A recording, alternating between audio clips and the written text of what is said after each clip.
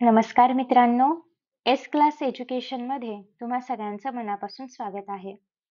आज आपण पाहतोय इयत्ता 11वी मराठी कविता 8वी ऐसे अक्षरे रसिके. ही जी संपूर्ण कविता आहे तर ती संत ज्ञानेश्वरांनी लिहिलं आहे. काव्य म्हणूया याला आपण. आणि हे जे काव्य आहे तर हे श्री ज्ञानेश्वरी मधलं आहे. सगळ्यांनाच ज्ञानेश्वरी हा ग्रंथ माहिती असेल आणि त्यातल्या 6व्या अध्यायातून ज्या ओव्या आहेत तर त्या घेतलेल्या आहेत क्रमांक 14 ते 24. तर साधारणतः 10 ते 11 ओव्या आज आपण बघणार आहोत. आणि अर्थात हे जे काव्य आहे, ओव्या आहेत, कविता आहेत, तर या सगळ्या प्राकृत मराठीमधून लिहिल्या गेलेल्या आहेत. म्हणजे तुम्हाला सगळ्यांना माहिती असेल की पूर्वी संस्कृत भाषा होती आणि त्याच्यामध्ये सगळं साहित्य लिहिलं जायचं. परंतु सामान्य जनतेला संस्कृत समजायचीच असं नाही आणि त्यामुळे मग हळू-हळू संस्कृतमधलेच काही शब्द घेऊन त्याचं रूपांतर साध्या भाषेमध्ये केलं गेलं, जी की लोकांची बोलीभाषा होती आणि ती आहे प्राकृत मराठी. आणि त्यामुळे संत ज्ञानेश्वरांनी त्यांचं जे काही सगळं साहित्य आहे, तर ते प्राकृत मराठीमध्ये लिहिलंय. जेणेकरून जे सामान्य लोकं आहेत, तर त्यांना पण ती भाषा कळावी आणि त्यांना पण हे सगळं ज्ञान जे आहे, तर ते मिळवता यावं. तर त्याच्यामुळे यातले काही शब्द थोडेसे डिफिकल्ट वाटू शकतात, तर त्यांचा अर्थ आपण या व्हिडिओमध्ये पाहणार आहोत. So let us start. संत ज्ञानेश्वर श्रेष्ठ संत सगळ्यांनाच माहिती आहे ज्ञानेश्वरांबद्दल. वेगळं काही सांगायची गरज नाहीये. पण तरीही आपण या कवितेचे किंवा ओव्यांचे कवी या दृष्टिकोनातून आपण त्यांची ओळख करून घेऊया. प्रज्ञावंत तत्वज्ञ, अलौकिक प्रतिभावंत कवी, संपूर्ण जगाला सन्मानाचा संदेश देणारे संत कवी. सगळ्यांना पसायदान माहिती असेल, सगळ्यांनी वाचलं असेल आणि ते ज्ञानेश्वरांनी लिहिलं आहे. तत्वज्ञान, आत्मविचार, साक्षात्कार, काव्यसौंदर्य, कल्पना वैभव आणि रसाळपणा या दृष्टीने त्यांनी लिहिलेले जे काही अजोड ग्रंथ आहेत, जसं की ज्ञानेश्वरी आहे, त्यासोबतच अमृतानुभव आहे, चांगदेव पासष्टी आहे, अभंगगाथा आहेत. हे सगळे त्यांचे ग्रंथ सुप्रसिद्ध आहेत. तत्वज्ञान, भक्ती आणि काव्य यांचा अपूर्व असा संगम त्यांच्या रचनांमध्ये आपल्याला पाहायला मिळतो. म्हणजे त्याच्यामध्ये काहीतरी तत्वज्ञान सांगितलेलं असतं, भक्ती तर अर्थात असतेच आणि त्यासोबतच त्याला एक लय असतो, एक काव्यात्मक रूप दिलेलं असतं आणि या सगळ्याचा संगम आहे ते म्हणजे ज्ञानेश्वरांचं लेखन किंवा त्यांची रचना. संत ज्ञानेश्वरांच्या लेखनातून त्यांच्या व्यक्तिमत्त्वाचे विलोभनीय दर्शन घडते. विनयशील वृत्ती, अतुलनीय गुरुभक्ती, असीम करुणा, मातृहृदय वात्सल्य म्हणजे आईप्रमाणे अ, वात्सल्य किंवा प्रेम, अजोड रसिकता असे त्यांच्या व्यक्तिमत्त्वाचे विविध पैलू दिसून येतात. म्हणजे कधी-कधी ना आपण लेखकांना प्रत्यक्ष भेटत नाही किंवा अर्थात आपण संत ज्ञानेश्वरांना प्रत्यक्षात कोणीही नाही भेटले. मग तरीसुद्धा त्यांच्या लेखनातून आपण ते कसे होते, त्यांचे व्यक्तिमत्त्व कसं होतं, त्यांचं लिखाण कसं आहे, याचा अंदाज आपल्याला येतो. म्हणजे जेव्हा एखादा कवी, एखादा लेखक पूर्ण अ, असं मनातून लिहितो किंवा त्याच्या लेखणीतून आपल्याला कळते, की तो व्यक्ती खऱ्या आयुष्यात कसा असेल, त्याचे विचार कसे असतील, त्याची एकूणच त्याचं व्यक्तिमत्व कसं आहे, प्रेमळ आहे, क्रोध आहे किंवा जे काही आहे ते आपल्याला त्याच्या लेखणीतून कळून येतं. त्याच्यानंतर पुढे असं आहे, की प्रस्तुत ओव्यांमधून मराठी भाषेविषयीचा अभिमान व्यक्त झाला आहे. ओव्यांचं नाव जे दिलेलं आहे या पर्टिक्युलर पाठासाठी किंवा कवितेच्या रचनेसाठी, तर ते आहे "ऐसी अक्षरे रसिके" म्हणजे अशी रसाळ अक्षरे.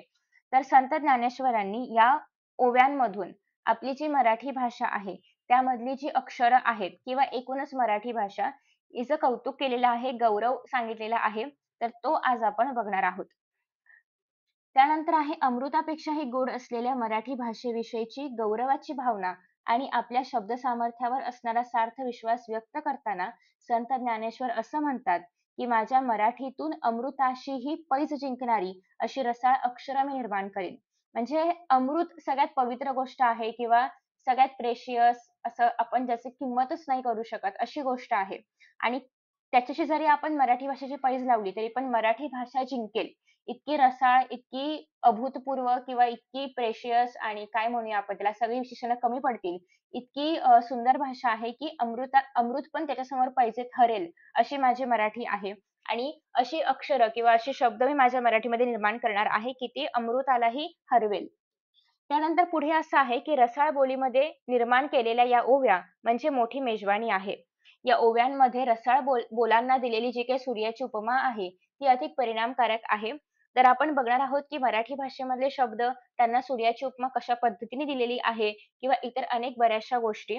तर साधारणतः याच्यामध्ये सारांश रूपाने सांगायचं म्हटलं, तर मराठी भाषा इतकी रसाळ आहे, इतकी अभूतपूर्व आहे, की आपली जी काही इंद्रिय आहेत 5 इंद्रिय त्यांच्यामध्ये पण भांडणं लागतात, की नेमका मराठीचा आस्वाद कोण घेणार? म्हणजे इतकी रसाळ आपली भाषा आहे. हे कसं काय आहे ते सगळं आपण ओव्यांमधून बघणार आहोत. सुरुवात करूया आपण आपल्या ओव्यांना. पहिली ओवी आहे, माझा मराठाची बोल कौतुके, परी अमृतातेही पैजा जिंके, ऐसी अक्षरे रसिके मेळवीन. माझ्या मराठाची बोलू कौतुके म्हणजे मी माझ्या मराठीचं किती कौतुक करू किंवा माझ्या मराठीबद्दल ज्या माझ्या मनामध्ये भावना आहेत, गर्वाची भावना जी आहे, तर ती इतकी आहे किंवा इतकं कौतुक मला माझ्या मराठीचं आहे. परी अमृतातेही पैजा जिंके माझी म्हणजे माझी मराठी भाषा इतकी श्रेष्ठ आहे, की अमृताशी जरी पैज लावली तरी पण माझी मराठी भाषा जिंकेल.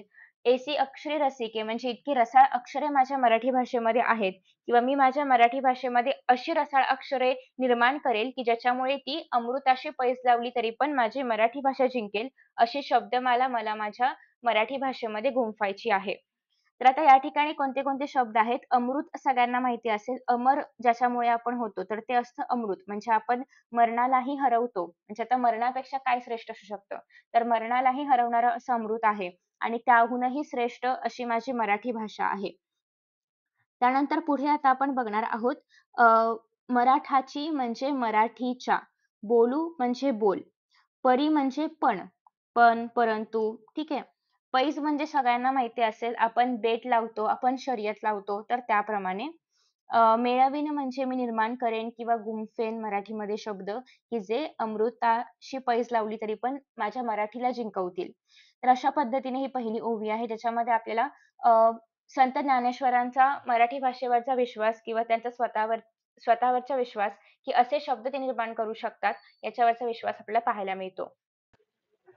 त्यानंतर दुसरी ओवी आहे, जिये कोवळी केचेनी पाडे, दिसती नांदीचे रंग थोडे, वेधे परिमळाचे बीक मोडे, जयाचेनी. जिये म्हणजे जिच्या, ठीक आहे. कोवळीके, कोवळीके म्हणजे कोवळं, कोमल असं. पाडे म्हणजे पुढे, ठीक आहे. सो आता त्यांना असं म्हणायचं आहे, की जिच्या कोमलतेपुढे, जिच्या म्हणजे मराठी भाषेबद्दल आपण म्हणतोय, की आपल्या मराठी भाषेमधले जे काही शब्द आहेत ते इतके कोवळे आहेत, इतके श्रवणीय आहेत, दिसती नादींचे रंग थोडे.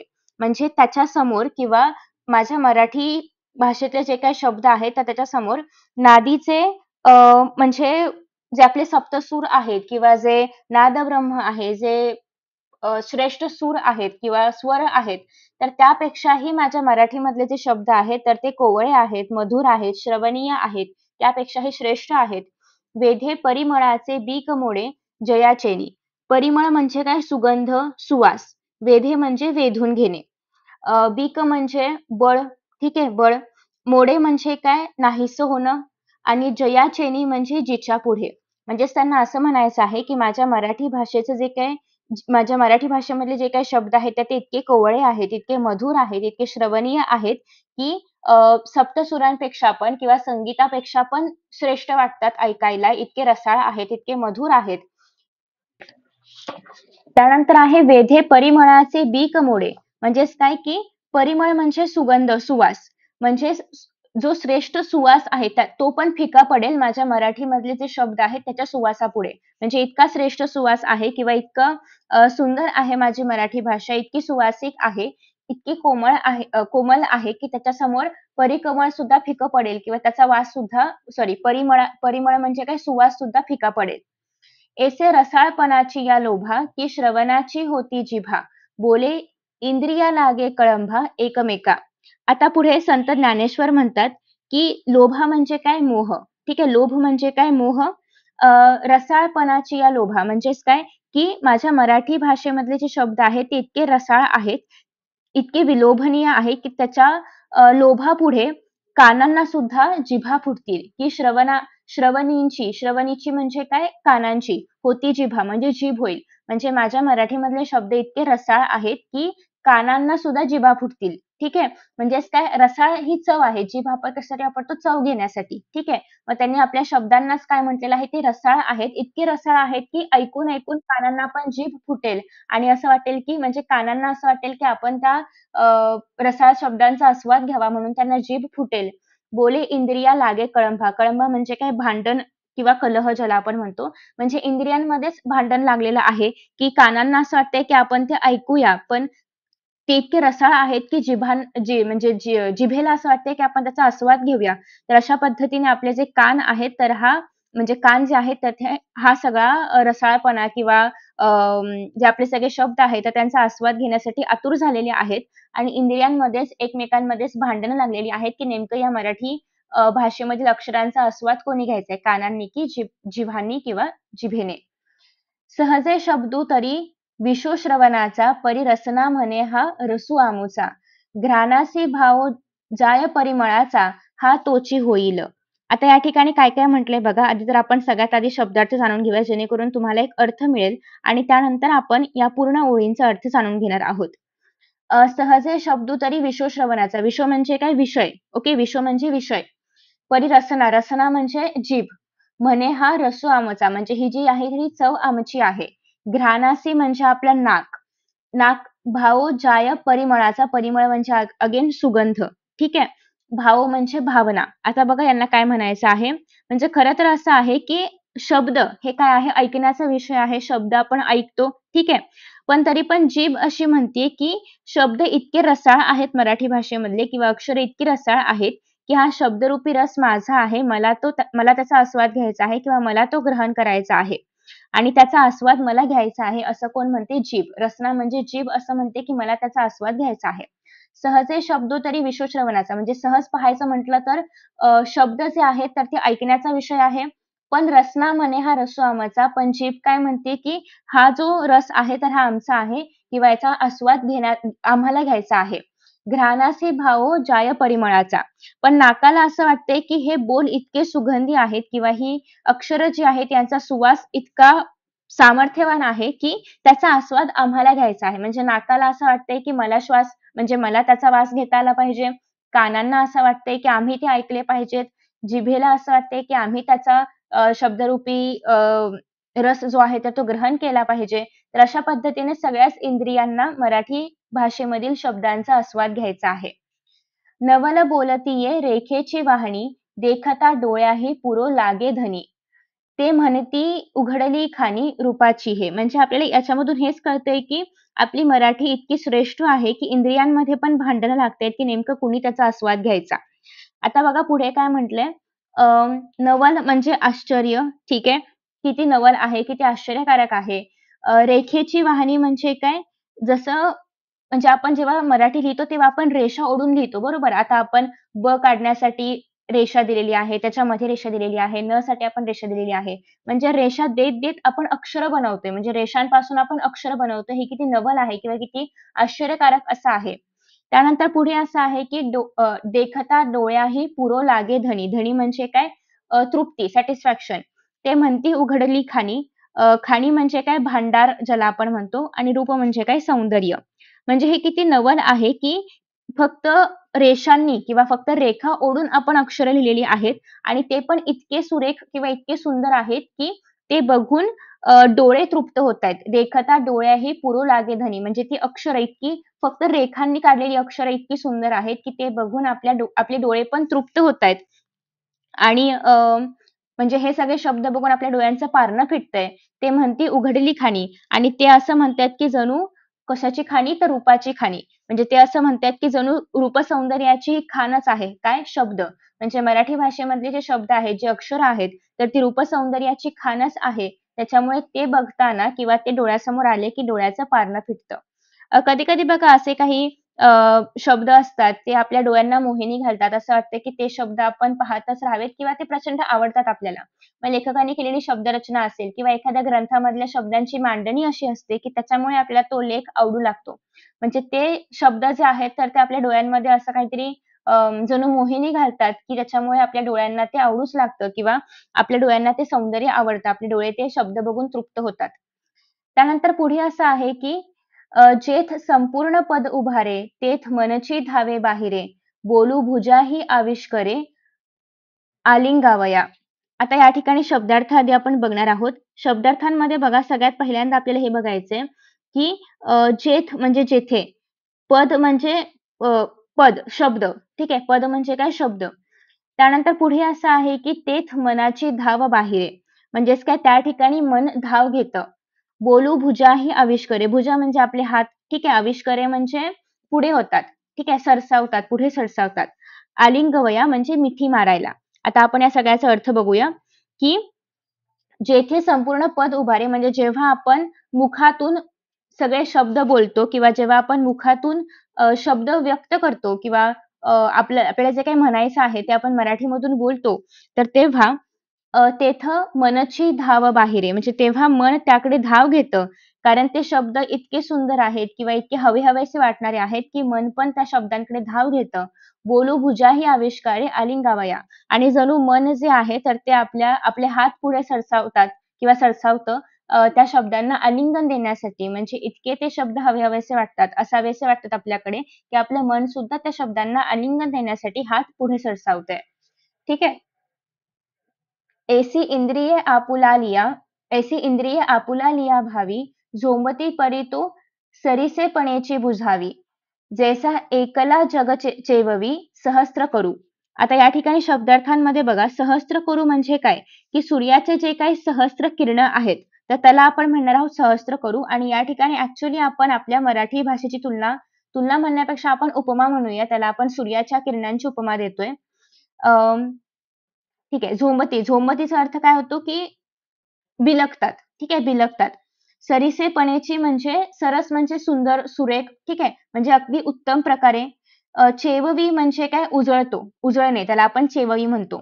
आणि सहस्त्र करूचा अर्थ मी काय सांगितला तुम्हाला, की सहस्त्र किरणां किरण देणारा सूर्य. ठीक आहे. सहस्त्र प्रकाश किरणे देणारा सूर्य. आता याचा पूर्ण अर्थ आपल्याला बघायचा आहे. ही ऍक्च्युअली लाईन चालू आहे आपली. येस. हां. सो बघा पूर्ण अर्थ काय म्हणतोय की हे जे सगळे मराठी भाषेमधले रसाळ शब्द आहेत तर त्यांचा आस्वाद घेण्यासाठी सगळी इंद्रिय जी आहेत एसी इंद्रिय आपुल्या लिया भावी म्हणजे सगळी इंद्रिय जी आहेत तर ती झोंबती म्हणजे बिलगतायत आणि आपल्या आपल्यामध्येच त्या इंद्रियांची भांडणं चालू आहेत किंवा वाद सुरू आहेत आपल्या आपल्यामध्येच त्या इंद्रियांची की नेमकं कोण या म्हणजे नेमकं कोण कुठली इंद्रिय या शब्दांचा आस्वाद घेणार असं त्यांच्यामध्येच त्यांचीच भांडणं सुरू आहेत. की कुणाला जास्त समाधान होणार किंवा कुठला इंद्रिय जो आहे तर तो जास्त तृप्त होईल. तर या पद्धतीने त्यांच्यामध्येच भांडणं चालू आहेत. जैसा एकला जग चैववी सहस्त्र कुरु आणि ज्याप्रमाणे एकटा सूर्य आपल्या प्रकाशकिरणांनी संपूर्ण जगाला उजळवून टाकतो. चेववी म्हणजे उजळवून टाकणे. पूर्ण जगाला उजळवून टाकतो, जागृत करतो, प्रकाशित करतो, तृप्त करतो. त्याप्रमाणेच हे जे आपले शब्द आहेत मराठी भाषेमधले, तर हे सगळ्याच इंद्रियांना जागृत करतात, सगळ्याच इंद्रियांना तृप्त करतात. म्हणजे आपण वरती पाहिलं की इंद्रियांमध्येच भांडणं लागलेली आहेत की नेमकं कोण जास्त तृप्त होऊ शकतं या शब्दांमुळे. तर त्यांना असं सांगायचं आहे की सगळ्याच इंद्रियांना तृप्त करण्याची ताकद आहे आपल्या मराठी भाषेमधल्या शब्दांमध्ये. इतके रसाळ ते आहेत, इतके सुगंधी ते आहेत की ते सगळ्यांनाच तृप्त करू शकतात. आत्मप्रकाश देऊन ते तृप्त करू शकतात. ठीक आहे. त्यानंतर पुढे नेक्स्ट लाईन आता आपण बघतोय. तैसे शब्दाचे व्यापकपण देखीजे असाधारण पाहतया भावाज्ञा फावती गुण चिंतामणीचे. आता आपण आधी याचे शब्दार्थ बघणार आहोत. व्यापक म्हणजे काय? विस्तारलेलं. व्यापकपण म्हणजे विस्तारित असं आपण म्हणूया. असाधारण म्हणजे असामान्य. ठीक आहे. भावाज्ञा म्हणजे काय? की जे भाव समजतात ज्यांना, ठीक आहे. भाव जे जाणतात त्यांना आपण भावाज्ञा म्हणू शकतो. फावती म्हणजे भेटतात, आढळतात, मिळतात असं अशा अर्थी. चिंतामणीचे म्हणजे काय? असं काहीतरी की जे आपल्या मनामधल्या चिंता पूर्ण करतं. ठीक आहे. आपण गणपतीला चिंतामणी म्हणतो. कारण गणपती काय करतो? आपल्या मनामधल्या इच्छा पूर्ण करणारा देव आहे. ठीक आहे. तर चिंतामणी म्हणजे मनातल्या इच्छा पूर्ण करणारा असा एक मणी आणि हा काल्पनिक मणी आहे, काल्पनिक दगड आहे. ठीक आहे. ओके. सो आता आपण या पूर्ण ओवीचा अर्थ बघणार आहोत. तर त्यांना असं म्हणायचं आहे, की आपल्या मराठी भाषेमधले जे शब्द आहेत, तर ते इतके व्यापक आहेत. तैसे शब्दांचे व्यापकपण म्हणजे मराठी भाषांमधल्या शब्दांची व्यापकता इतकी आहे, देखीजे असाधारण, की ते असाधारण आहेत, अनन्यसाधारण आहेत. इतकं आपल्या मराठी भाषेमधील शब्दांचं सामर्थ्य इतकं अफाट आहे. त्यानंतर पुढे म्हणायचं आहे, की पाहता भावाज्ञा फावती गुण चिंतामणीचे. म्हणजे भाव जाणणाऱ्या ज्या काही व्यक्ती आहेत, तर त्या व्यक्तींना सुद्धा या शब्दांमध्ये आपल्या मनातल्या इच्छा पूर्ण करणाऱ्या मनीप्रमाणे किंवा आपल्या मनातल्या इच्छा पूर्ण करणाऱ्याप्रमाणे असे काहीतरी गुण पाहायला मिळतात. असे आपल्या मराठी भाषेमधले शब्द आहेत, की जे लोकांच्या मनामधल्या इच्छा पूर्ण करतात. ठीक आहे. किंवा त्या इच्छा पूर्ण करणाऱ्या मनाप्रमाणे आहेत. मणीप्रमाणे आहेत, दगडाप्रमाणे आहेत, जे काही असेल ते.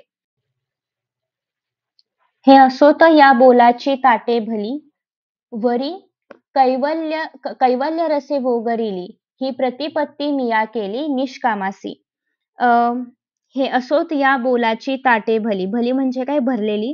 या ठिकाणी कैवल्य रसे म्हणजे कैवल्य रस असा शब्द वापरला. याचा अर्थ आपलं जे परम सुख आहे, ठीक आहे. परम सुख ज्याला आपण म्हणू शकतो ते म्हणजे कैवल्य रस असं आपण म्हणूया. त्याच्यानंतर पुढे आहे वोगरिली. वोगरिली म्हणजे वाढलेली. ठीक आहे. वोगरिली म्हणजे वाढलेली आहेत. मिया म्हणजे मी आणि निष्काम म्हणजे कुठलीही स्वार्थ भावना नसताना निस्वार्थीपणे जे काम आपण करतो त्याला आपण म्हणू शकतो निष्काम, निस्वार्थ, सेल्फलेस. ठीक आहे. चला आता आपण याचा पूर्ण अर्थ बघणार आहोत. हे असो तू या बोलाची ताटे भली म्हणजे कैवल्य रसाने किंवा ज्याला आपण म्हणूया की जे पारमार्थिक सुख आहे, जे आध्यात्मिक सुख आहे, तर या सुखांनी युक्त असं एक रसाळ बोलांनी भरलेलं ताट आहे. ठीक आहे. भरलेली ताटे आपल्या समोर आहेत. या सगळ्या कैवल्य रसाने भरलेली ताटे आपल्या समोर आहेत आणि त्या ताटांमध्ये जे शब्द आहेत, तर ते आपल्या मराठी भाषेमधले शब्द आहेत आणि निस्वार्थी वृत्तीच्या श्रोत्यांसाठी मी ते शब्द जे आहेत, तर ते त्या ताटामध्ये वाढलेले आहेत. जेणेकरून जे ऐकणारे श्रोते आहेत, तर त्यांना निस्वार्थीपणे ते सगळं जे आहे, तर ते ऐकता येईल. ते सगळे शब्द ऐकता येतील आणि हे सगळे शब्द फक्त मराठी भाषेमधले शब्द किंवा अक्षरे नाहीयेत. तर हे परम सुख आहे किंवा ज्याला आपण परमार्थ सुख म्हणतो, परमार्थिक सुख म्हणतो, आध्यात्मिक सुख म्हणतो. तर ते या शब्दांमुळे आपल्याला मिळणार आहे आणि हे सगळे शब्द मी या ताटांमध्ये वाढलेले आहेत आणि जे श्रोते इच्छुक आहेत, तर त्यांना मी निस्वार्थीपणे हे जे ताट आहे, तर ते वाढणार आहे. त्यांच्यासाठी मी हे ताट जे आहे, तर ते वाढणार आहे. आता आत्मप्रभा नीच नव्ही, तेची करुणी ठाण दिवी. जो इंद्रियाते चोरुनी जेवी, तयासीची फावे. म्हणजे आता पुढे संत ज्ञानेश्वर काय म्हणतात बघा. आत्मप्रभा म्हणजे आत्मप्रकाश ज्याला आपण म्हणतो. नीच नवी म्हणजे नित्य नवीन. ठीक आहे. नित्य नूतन, नित्य नवीन. ठाणदिवी म्हणजे काय? प्रकाश आहे. म्हणजे प्रकाशाचं एक साधन आहे असं आपण मानूया. जेवी म्हणजेच काय? स्वाद घेणं, आस्वाद घेणं त्याला आपण जेवी म्हणतो. ठीक आहे. जो इंद्रिया ते चोरून जेवी, ठीक आहे. आस्वाद जो घेतो. फावे म्हणजेच काय? मिळते, फावते वगैरे या अर्थी. तर बघा की आता नित्य नवीन आत्मप्रकाशाची जी प्रकाशाची साधनं आहेत, तर ती करून म्हणजेच आत्मप्रकाशाच्या उजेडामध्ये जो व्यक्ती इंद्रियांच्या नकळतपणे हा सगळा जो काही रसाळ शब्दांनी भरलेली आपली ही जी काही भाषा आहे किंवा त्याचा जो काही कैवल्य रस आहे, तर त्याचं सेवन करतो, त्यालाच लाभ होणार आहे, त्यालाच ज्ञान मिळणार आहे. ठीक आहे. म्हणजे अशा पद्धतीने अ, जो व्यक्ती या शब्दांचं सेवन करणार आहे किंवा या शब्दरूपी कैवल्य रसाचं सेवन करणार आहे, तर त्यालाच ज्ञानाचा लाभ होणार आहे, असं त्यांना सांगायचं आहे. म्हणजे जे लोकं मराठी भाषेमधले हे शब्द वाचतील, तर त्यांनाच खऱ्या अर्थाने ज्ञान मिळणार आहे. ठीक आहे. येथ श्रवणाचेनी पांगे अ, वीण श्रोतया होवे लागे. हे मनाचेनी निजांगे भोगीजे गा. म्हणजेच पुढे शेवटच्या म्हणजे आपल्या पाठाच्या शेवटच्या ओळीमध्ये संत ज्ञानेश्वर असं म्हणतात, येथे श्रवणाचेनी पांगे. पांगे पांगे विना म्हणजे काय? अंगाशिवाय. श्रोतया होवी लागे हे मनाचेनी निजांगे. निजांगे म्हणजे काय? स्वतः, सेल्फ आपण.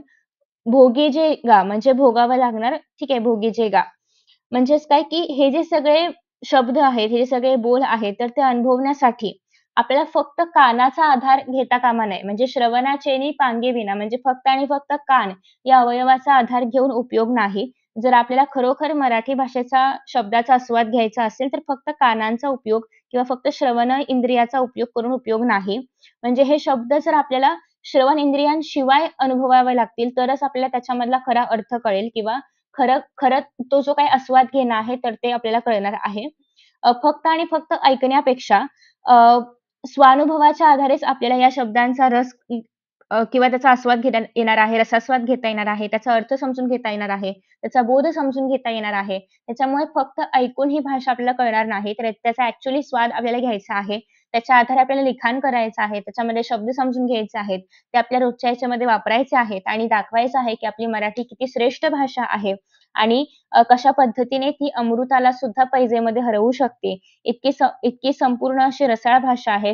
म्हणजे काय म्हणूया आपण परिपूर्ण अशी भाषा आहे, की ज्याच्यामध्ये सगळे शब्द जे आहेत तर ते इतके रसाळ आहेत, की त्याचा आस्वाद घेण्यासाठी इंद्रियांमध्येही भांडणं लागतायत.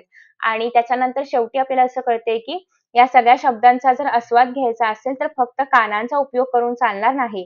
त्या सगळ्याच इंद्रियांचा उपयोग आपल्याला करावा लागेल आणि मगच आपल्याला मराठी भाषा अ, तिचं इतकं कौतुक आपण का करतोय हे आपल्याला कळेल. ती इतकी समृद्ध का आहे आपल्याला कळेल.